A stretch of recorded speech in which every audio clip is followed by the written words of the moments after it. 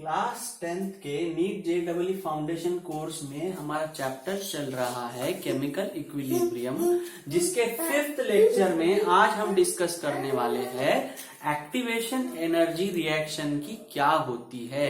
तो फ्रेंड्स, जब भी कोई केमिकल रिएक्शन होती है, जैसे कि हम इधर देख रहे हैं कि रिवर्सिबल रिएक्शंस, इसमें बहुत सारे केमिकल इक्विलिब्रियम चैप्टर हमारा चल रहा है, तो हम रिवर्सिबल रिएक्शंस देख रहे हैं। जब भी कोई रिएक्शन होती है तो उसमें एनर्जी लेवल पे एग्जैक्टली क्या होता है, रिएक्टेंट्स जब आपस में मिलते हैं तो इनिशियली उनकी एनर्जी बढ़ना शुरू होती है और एक मैक्सिमम एनर्जी गेन करते हैं, और इस जो स्टेट में उनकी एनर्जी जो है मैक्सिमम होती है उसे कहते हैं ट्रांजिशन स्टेट, उसे कहते हैं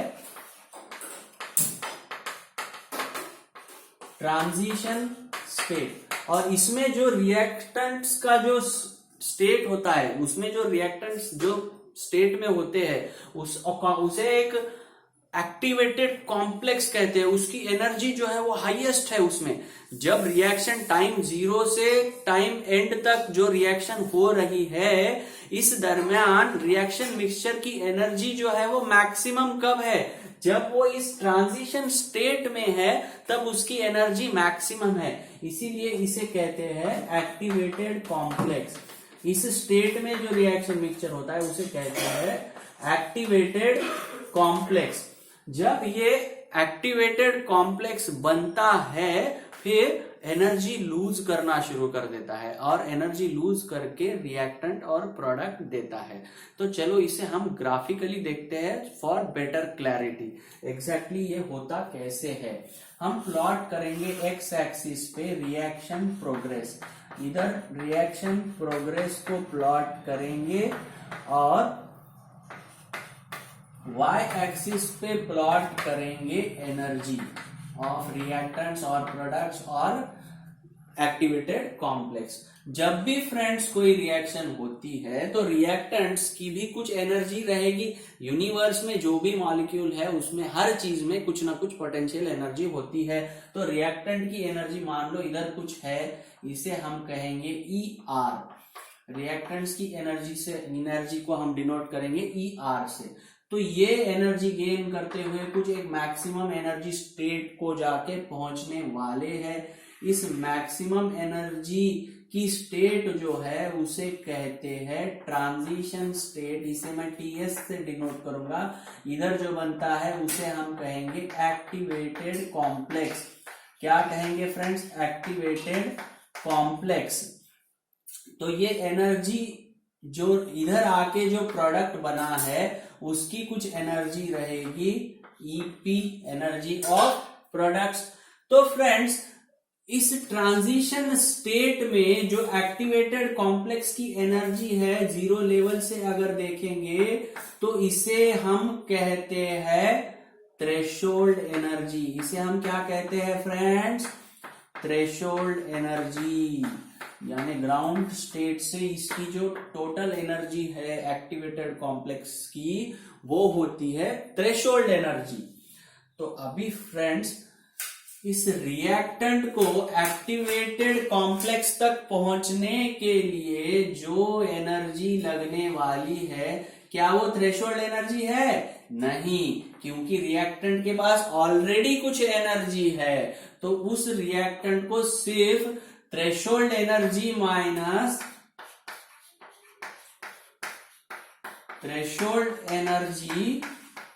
माइनस रिएक्टेंट की एनर्जी, इतनी एनर्जी ही देनी पड़ेगी to reach activated complex state, that is transition state में जाने के लिए इसे कितनी एनर्जी देनी पड़ेगी? Threshold energy minus energy of reactant. और इसको हम कहते हैं एनर्जी ऑफ एक्टिवेशन EA। तो फ्रेंड्स, एनर्जी ऑफ एक्टिवेशन क्या होती है? एनर्जी ऑफ एक्टिवेशन वो मिनिमम अमाउंट ऑफ एनर्जी है जो रिएक्टेंट्स को एक्टिवेटेड कॉम्प्लेक्स स्टेट तक, यानी रिएक्टेंट को ट्रांजिशन स्टेट तक पहुंचाने के लिए रिएक्टेंट को जो मिनिमम एनर्जी लगने वाली है वो एनर्जी होती है एक्टिवेशन एनर्जी। क्योंकि ये हम रिवर्सिबल रिएक्शन कंसिडर कर रहे हैं तो ये प्रोडक्ट भी बैक जाके रिएक्टेंट को देगा।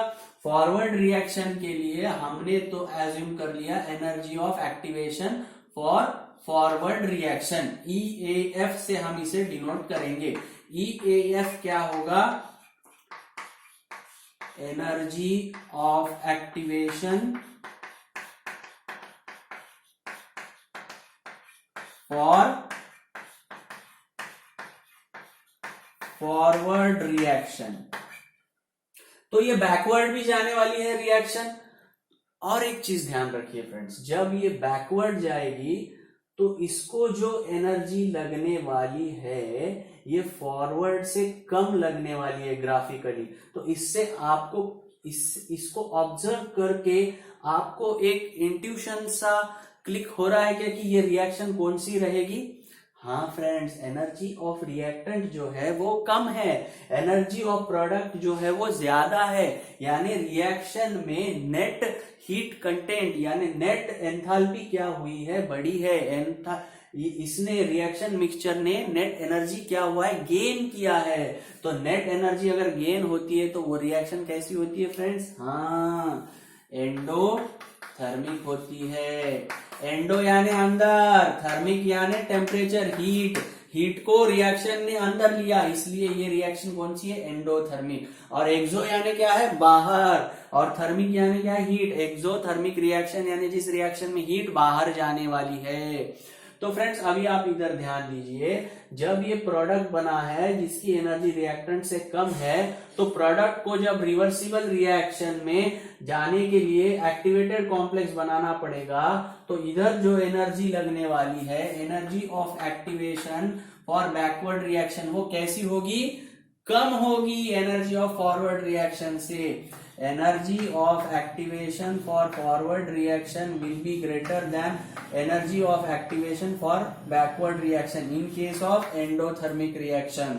और energy of products will be greater than energy of reactants, है ना फ्रेंड्स? तो अभी हमने क्या क्या देखा है? एनर्जी ऑफ एक्टिवेशन रिएक्टेंट्स को किस लिए देनी पड़ती है? क्योंकि उन्हें ट्रांजिशन स्टेट यानी एक्टिवेटेड कॉम्प्लेक्स बनाने के लिए रिएक्टेंट को हम जो एनर्जी देते हैं वो होती है एनर्जी ऑफ एक्टिवेशन। अभी फ्रेंड्स कई बार इसके ऊपर न्यूमेरिकल्स बनते हैं, जो प्रॉब्लम बनते हैं उसमें आपको कई बार एनर्जी ऑफ एक्टिवेशन ही दी हुई रहती है और एनर्जी ऑफ रिएक्टेंट और प्रोडक्ट नहीं दिया जाता है और डिफरेंस इन एनर्जी पूछा जाता है, difference in energy of reactants and products, जिसे हम क्या कहते हैं? हीट ऑफ रिएक्शन और एंथैल्पी चेंज। तो हीट ऑफ रिएक्शन हम कैसे लिखते हैं? Delta H is energy of products minus energy of reactants. अभी इधर एनर्जी ऑफ प्रोडक्ट कैसी है फ्रेंड्स? ज्यादा है, तो डेल्टा H क्या होगा? पॉजिटिव होगा। इंपॉर्टेंट की नोट में लिख लीजिए, delta H for endothermic reaction कैसा होगा? पॉजिटिव होगा। और फ्रेंड्स अगर आपको डेल्टा H पूछा गया है लेकिन एनर्जी ऑफ रिएक्टेंट और प्रोडक्ट दी नहीं है, सिर्फ थ्रेशोल्ड एनर्जी दी है और energy of activation for forward and backward reaction दी है, तो क्या आप डेल्टा H निकाल सकते हो? हाँ, निकाल सकते हो। कैसे? देखो जरा, अभी अगर आप इधर देखोगे तो ये है एनर्जी ऑफ रिएक्टेंट्स और इसको दी है आपने इतनी energy for activation.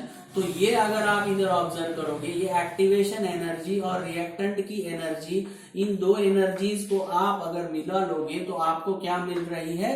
Threshold energy. यानी आप इसको एनर्जी ऑफ रिएक्टेंट को थ्रेशोल्ड एनर्जी के फॉर्म में लिख सकते हो। एनर्जी ऑफ रिएक्टेंट क्या है? Threshold energy minus threshold energy को TE से डिनोट करूंगा minus energy of activation for forward reaction, और एनर्जी ऑफ प्रोडक्ट को भी मैं थ्रेशोल्ड एनर्जी के फॉर्म में लिख सकता हूं, threshold energy minus energy of activation for backward reaction.